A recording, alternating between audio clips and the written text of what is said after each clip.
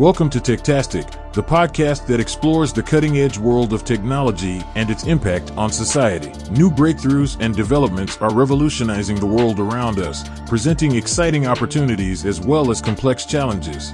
We'll explore the big ideas and key players driving these transformations, as we seek to understand the implications of these advancements for our lives, our communities, and our planet. Join us on this journey of discovery and exploration as we navigate the fascinating and ever-evolving world of technology. This is Techtastic. Dr. Ravi Iyer, MD, welcome to It's Techtastic. It's lovely to have you. I'm so excited. Thank you, Mr. Hammer. It's a pleasure to be here. You have a diverse background across a great many things. You're a specialist in a few, and mindfulness is the topic that we really wanted to go over on this episode. There's a lot of changes happening in the workplace. There's a lot of things that are happening with things like AI and all of that.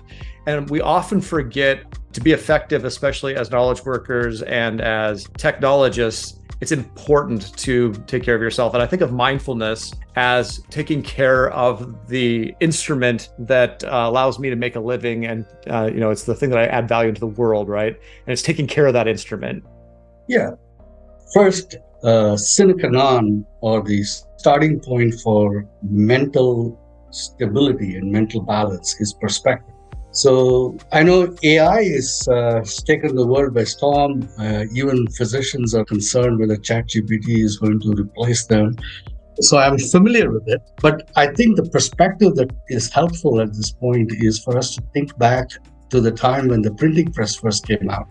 Before the Gutenberg printing press that was first made, knowledge was the preserve of just a few people. It was handed down by word of mouth through long periods of apprenticeship.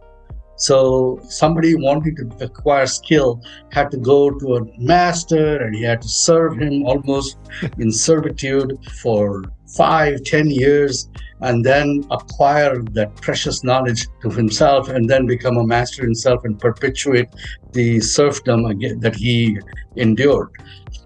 So when the printing press came out, it democratized the dissemination of knowledge.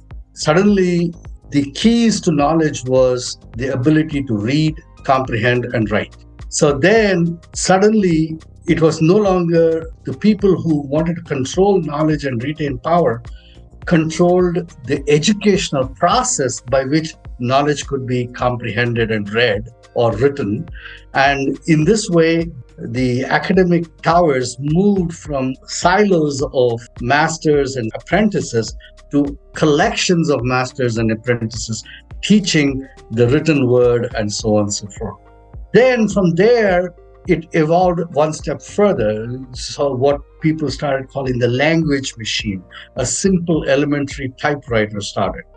And that facilitated the speed with which manuscripts would actually get typewritten and put on paper. And that, again, produced a shift. And the shift was in consciousness. The shift was in public dialogue, in conversation. And then if you go again from there, the next step was the elementary word processor that now began to elevate from a typewriter to actually a memory of storage where phrases could be stored, cut and pasted between documents. So you can see how today's AI has the roots and of this tree that has now flowered into this latest manifestation of AI.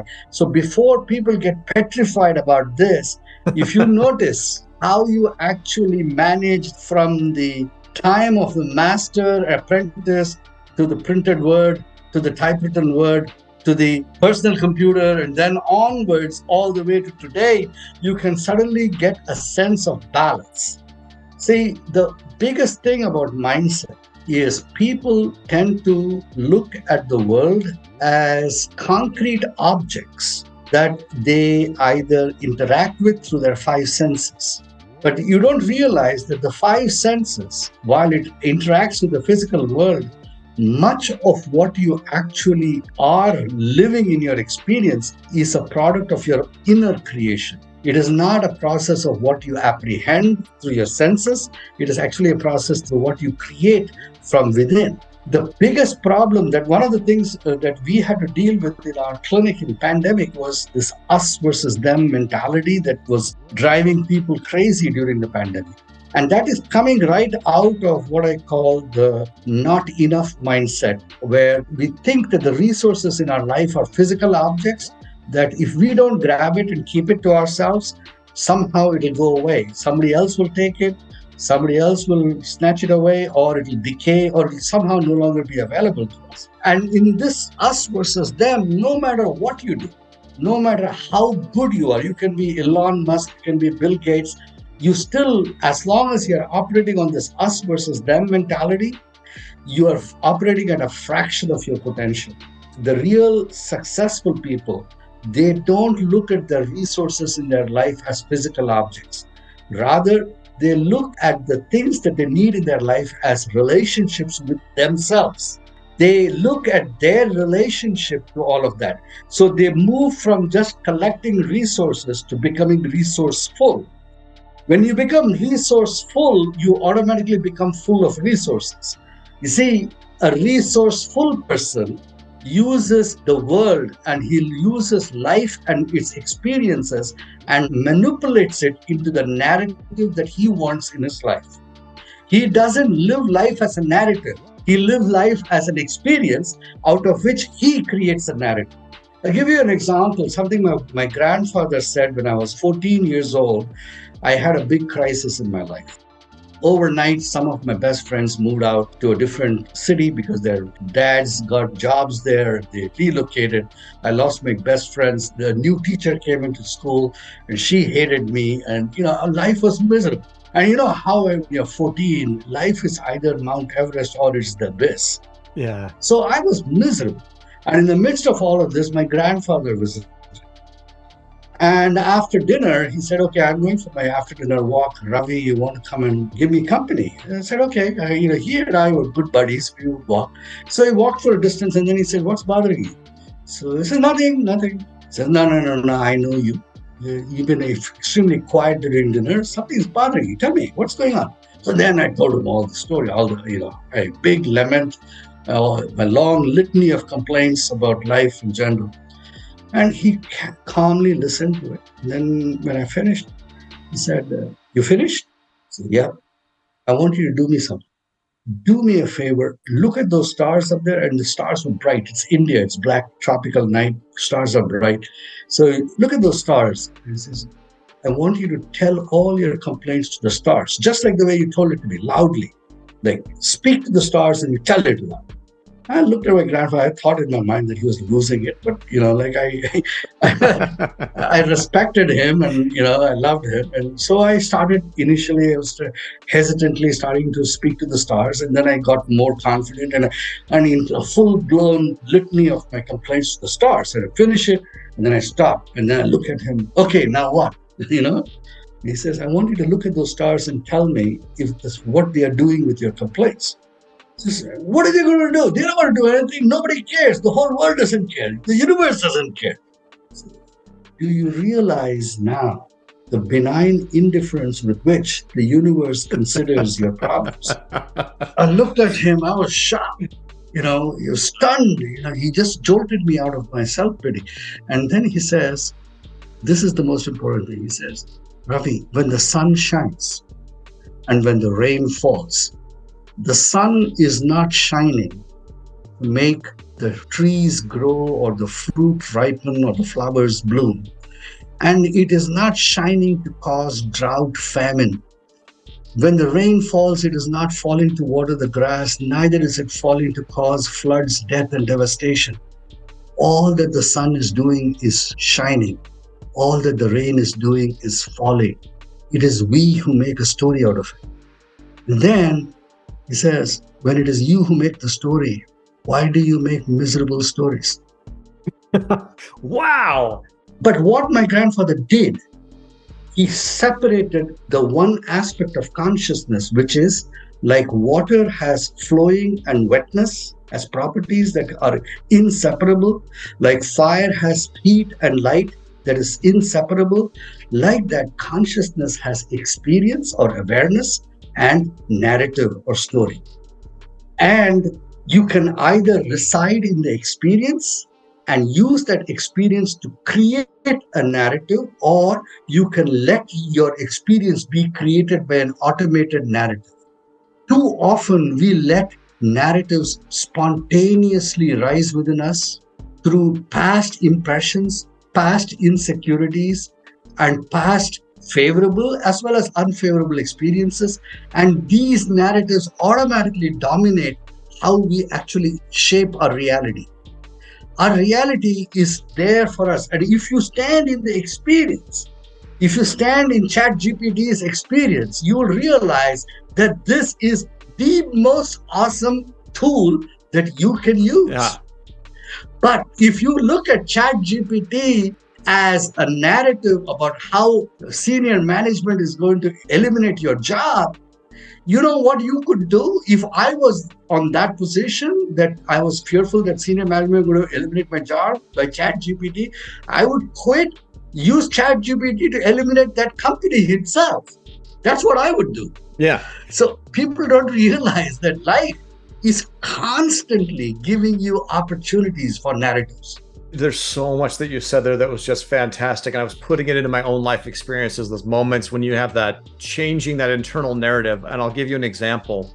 I had pretty severe stage fright. I'd get invited to go speak in front of conferences. There's 1,000 people sitting there that are going to listen to me. And wow, I wasn't comfortable with that.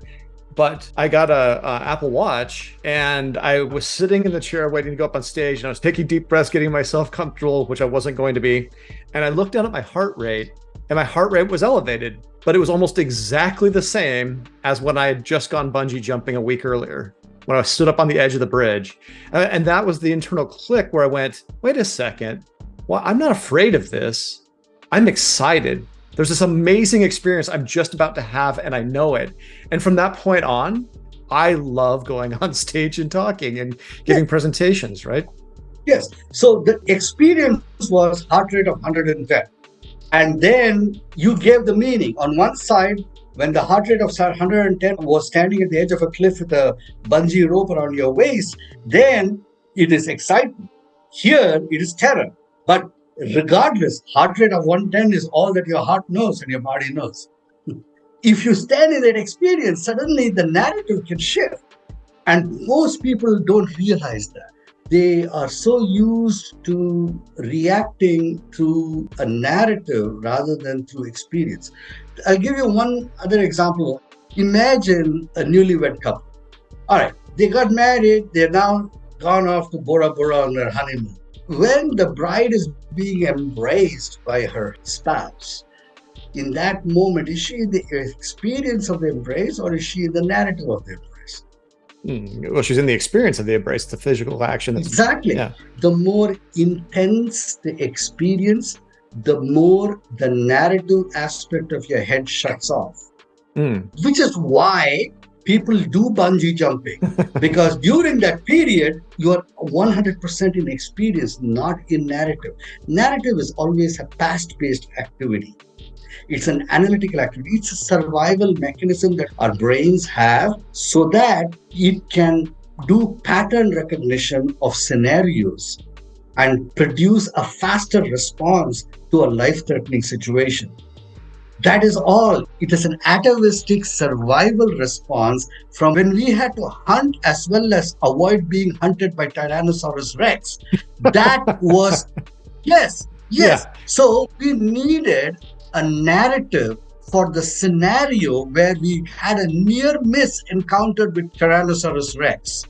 Yeah. And that near miss, when the earth shakes like this, and when there is a few rustle in the trees, guess what? Run. Don't wait to actually see the terror. That narrative kicks in.